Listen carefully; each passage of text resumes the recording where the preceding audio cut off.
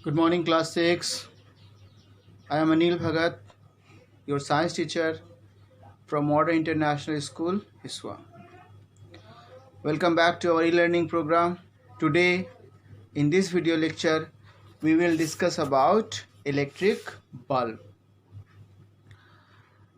That is chapter number 12, electricity and circuits. So class, in the previous lectures, we discussed about dry cell. That is a cell in which chemicals are stored and we get energy when these chemicals react with each other, and then we get the energy and we use this energy for different purposes. In the meantime, at the discussion of that, we discussed about I took the name of electric bulb.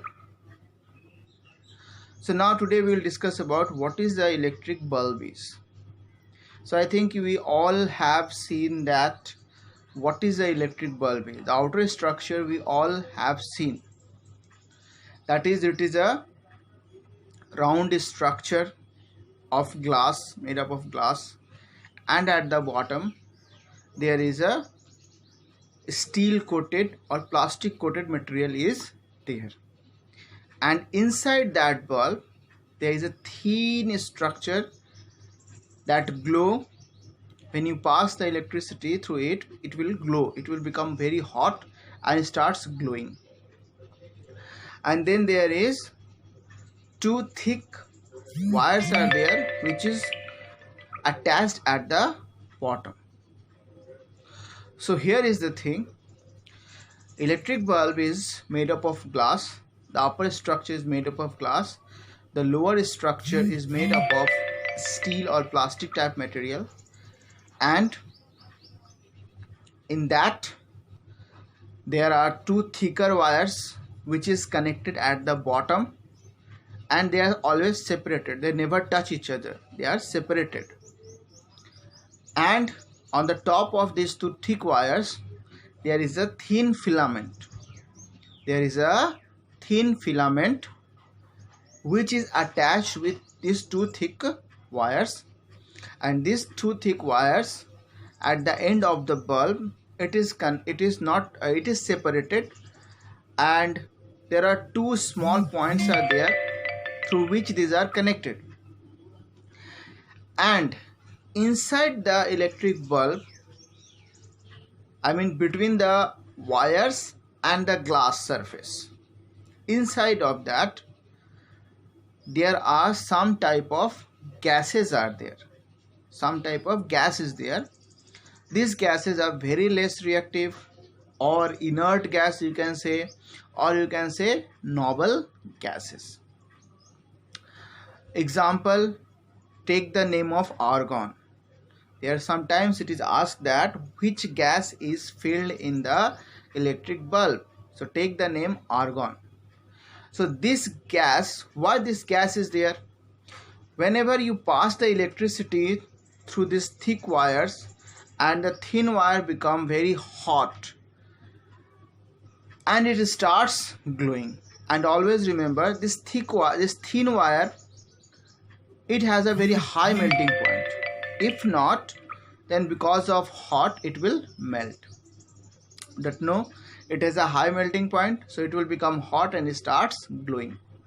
So when it become very hot, so due to this hotness, what will happen, if there is no less reactive gas in that area, then because of hotness, maybe glass, some change in the glass, or glass will melt, or something maybe bad happen.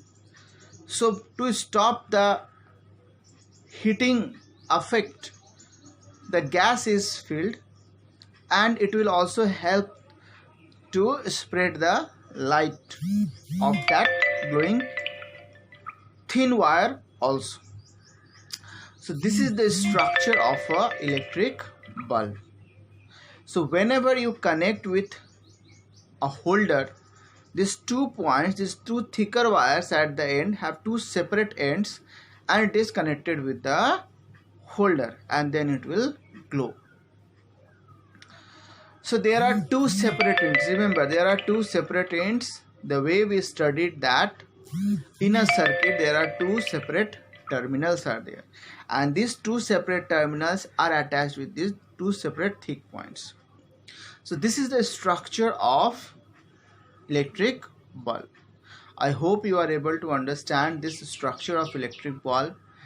And the important thing is that filament and that gas is there, and the 2 separate ends of these thick wires, which is separated by some insulated material. Insulated material means it will not allow electricity to pass through them. This type of materials are called insulated materials or bad conductors. We will discuss about it in the next lectures.